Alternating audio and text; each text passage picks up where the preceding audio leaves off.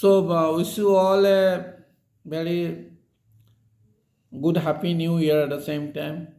And what happened basically in last few days in Keroni, that's a very unfortunate incident, and this should not happen in future because we believe in peace and coexistence at the same time.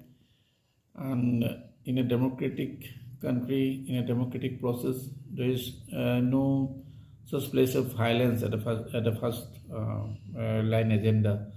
And since we are doing everything democratically, so we need to believe in the largest democracy and at the same time the principles of democracy as a whole.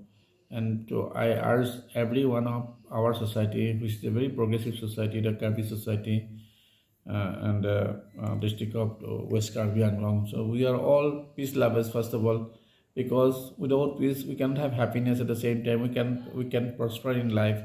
That should be our motto in life. At the same time, whatever the issues, the grievances, we could resolve with dialogues, and which is right now under process at the same time, as you all know. So I would like to urge all my brothers and sisters of Karbi Anglong, West Karbi Anglong here, that all of we are supposed to be having a better tomorrow with a new year tomorrow. And I want to see you with happiness, prosperity in the coming days. Happy New Year 2026. Thank you.